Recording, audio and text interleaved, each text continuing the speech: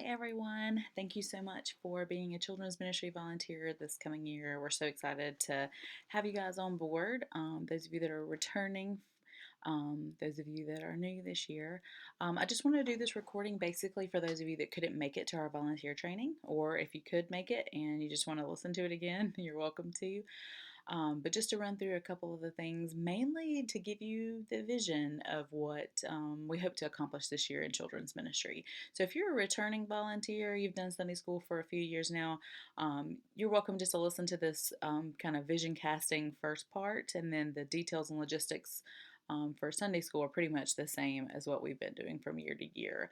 But I did just want to make sure that everybody was included as we kind of jump on this insane roller coaster that just never seems to stop in children's ministry. But I'm excited about this new year, and I hope this video works. So we're going to go ahead and get started. Go ahead and take me off the screen. But this year, you will notice that we are using the theme It's Personal. And we mean this because we know that it's easy to have kind of shallow relationships with people. We have those with our grocery store workers and baristas and our dentist, maybe. But it's not very easy to have personal relationships, because to get personal actually takes a lot of our time and energy. But we know that it's important. We know that Jesus made himself personal to us because he became human to prove that God loves us, to show us how to love God, and to show us how to love each other. And we know that kids in our ministry, kids out of our ministry, just in the world these days, need more leaders to learn how to be personal to them, because oftentimes a lot of our kids feel invisible and ignored.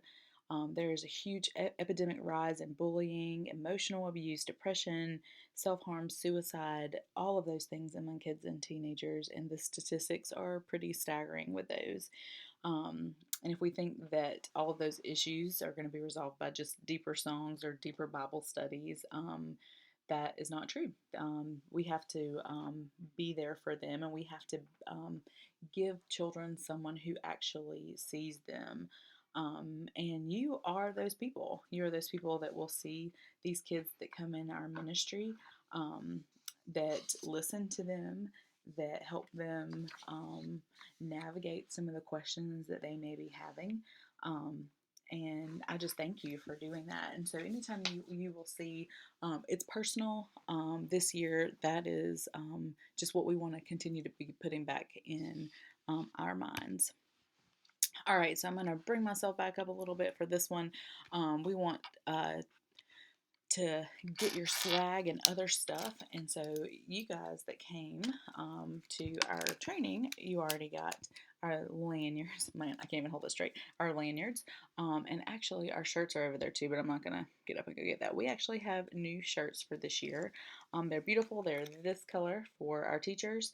And so if you have not gotten your shirt or your lanyard, I will have those down on the children's wing for you on the Sundays that you're teaching. So just need to let me know what size you need. But again, all volunteers have new shirts for this year, and our lanyards. You will also get pins. So if you've done the Disney collecting, we're going to be doing that this year. You will get a launch pin for this coming year. If you have been doing this for 5 or more years, you will get a star pin for being a pro. And if this is your very first year in children's ministry, we're so glad to have you, and you will get a newbie pin. And so everyone will start off with some pins, and we have tons more to pass out to you as the year goes on. You will also, on your lanyard, will get a background check card. I serve also in Kids and Praise, so I have a Kids and Praise purple card. But everybody who serves in children's ministry will get a green Quay Kids card as well. So you will need those on your lanyards for this year.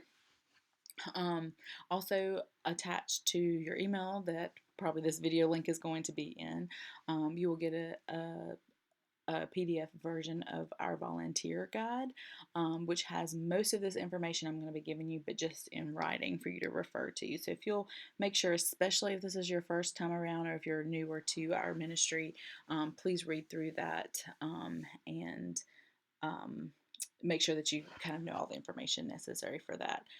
And I'll also be sending out our event calendar, which are located on on our bulletin boards in our rooms. This is just a great way to know all the big events that we have going on in children's ministry for this coming year. All right, back to the back.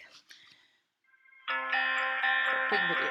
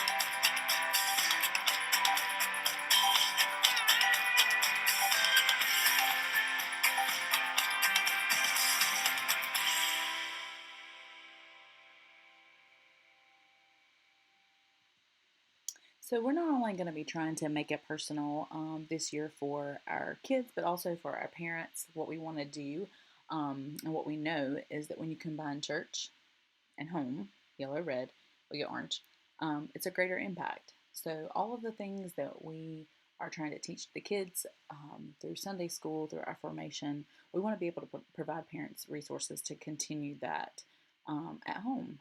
And it can be very simple, and I use this example at the volunteer training.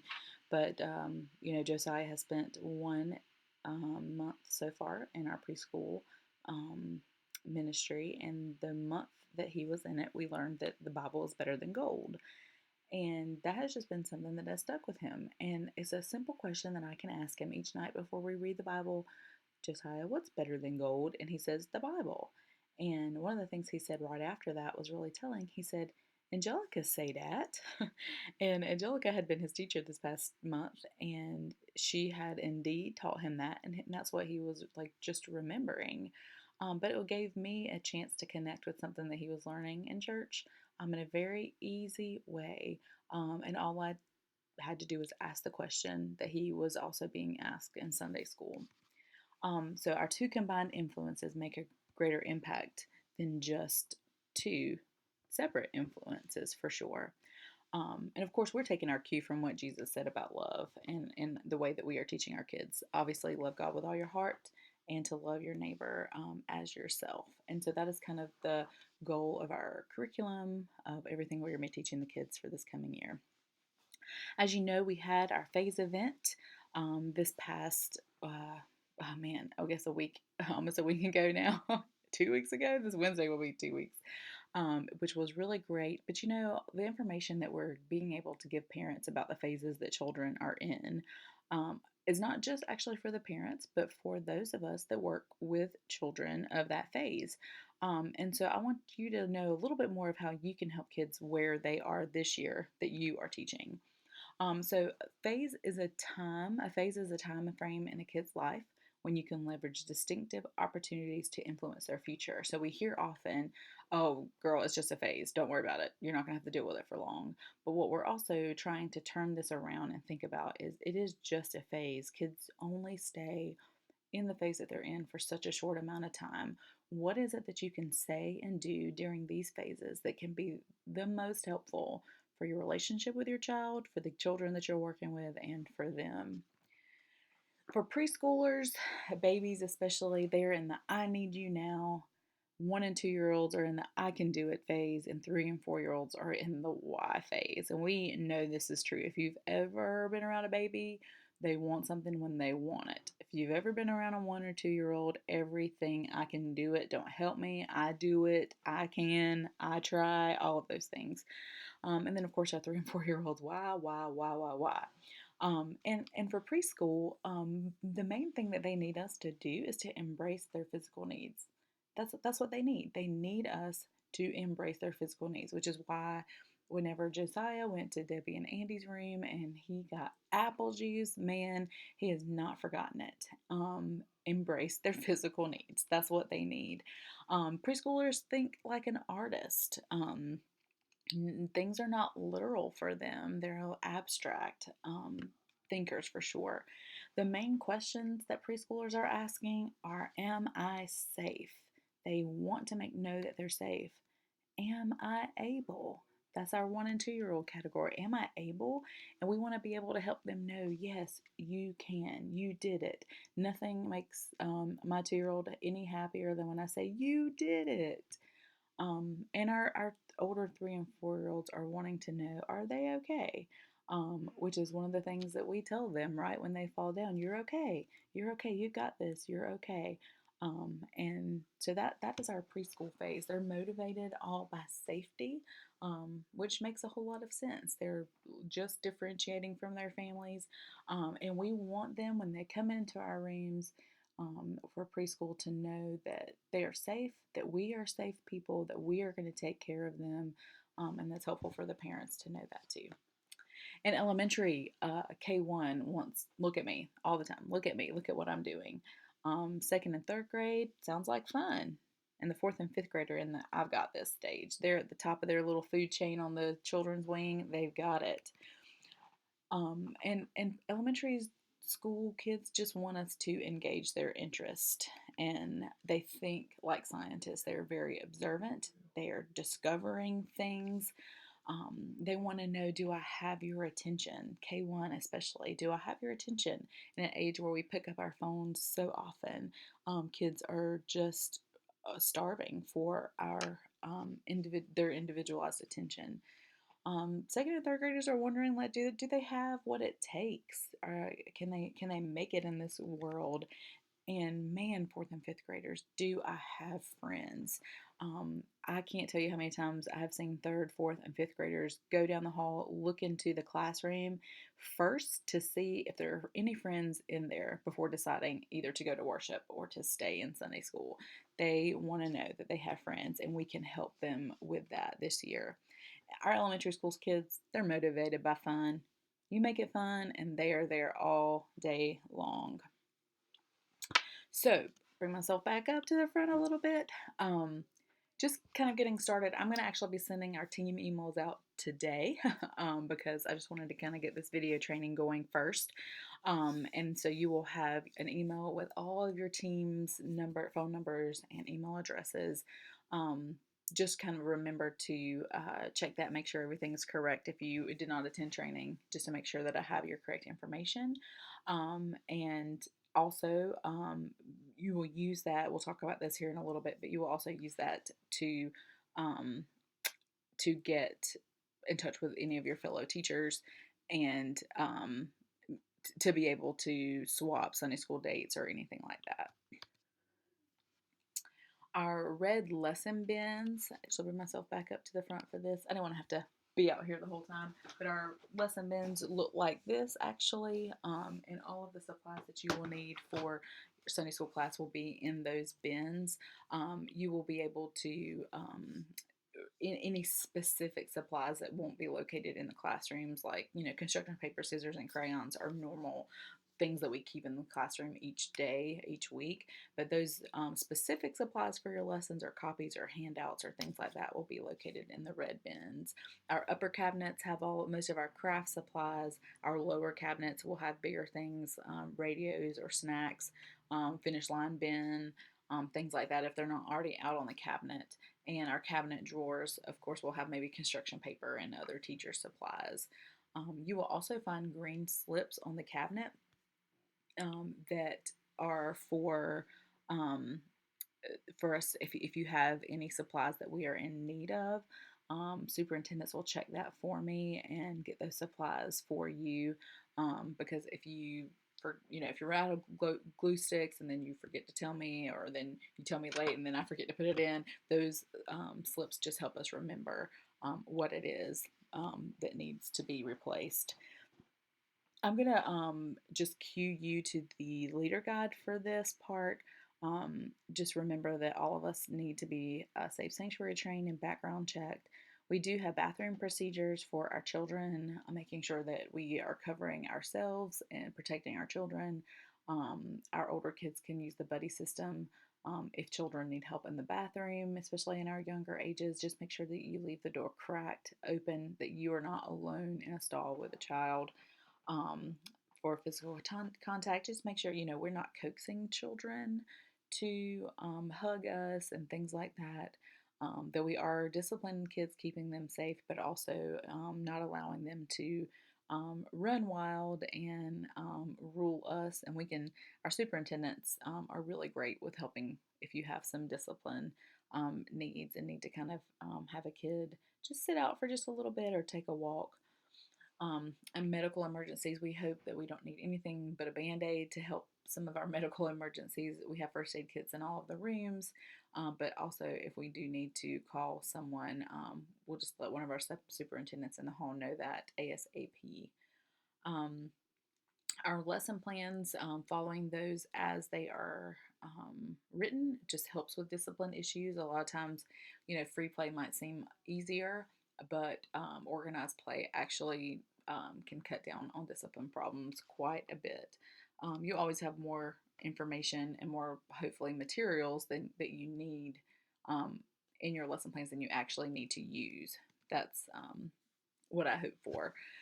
Our large group time, there's a schedule on the front of your lesson plan that tells you when you come down to large group. I really enjoy getting to see the kids like this each week, where we can watch a video, review our theme and our lesson, our memory verses. So figure out what your time is to come down for large group. We're going to be collecting our offering in large group as well. And remember that teachers, you are welcome to stay in large group, but you can also leave and go back to your class and prep the next activity or clean up from the last activity. I have teachers who do both, and that is completely fine. Whatever works best for you or the particular day maybe that you're teaching on. If you have to be out, which happens, and I want you to be able to be gone and do the things that you need to do while also fulfilling your commitment to our children's ministry, so you will get a Sign Up Genius reminder on the Tuesday before you are supposed to teach, and if that would just kind of helps you remember which week we're on, because I surely can forget from week to week. And if you need to be gone, you can swap with somebody else on your team. That's just the easiest way to do it. So if you're teaching second Sunday and you can't, maybe the fourth Sunday teacher can switch with you or whatnot. And then if we can't do that, then we do have a sub list of people that we can call to kind of come in and sub in. And then finally, if you do have to be out, but you figure this out on Saturday evening or first thing Sunday morning, the kids wake up sick, which totally happens. Please make sure that you call me instead of email me, because a lot of the times on Sunday mornings, I do not get a chance to sit down and check my email like I would like to, but I always get my text messages and phone calls. Like I said before, there are more activities in the bin that are needed than that are needed. Snacks for preschool rooms are located in the bottom bin. We serve goldfish. Make sure that you are wearing your shirts and your name tags and your lanyards each week. Our bulletin boards have the supply cards. They have registration forms for parents who have not registered their child. If a child's name is not on the registration form, then that's because the child has not been registered. The schedule is also on the board, as well as your name tags will be hung up there, and event calendars for parents. Um, if you have any other questions, if this is the first time that you have received training, or there's just something new going on and you have a couple of questions, please don't hesitate to contact me. I really appreciate all that you guys do for our children's ministry. I'm excited for this new year. The phase event, I'm not going to lie, put me behind getting a few things out. So thank you so much for your patience with that. And, I just look over the list and it's so wonderful to have our new faces join our team. But as I look over the list, I'm just struck by how many of you just are loving the role that you play with our children and show up year after year to just form our kids and to form relationships with them. And I just can't tell you how much that means to me. I'm just very thankful for you. So thank you again for all that you do. And you'll be hearing from me soon with your list of stuff. And if you have any questions, please just let me know. Thank you.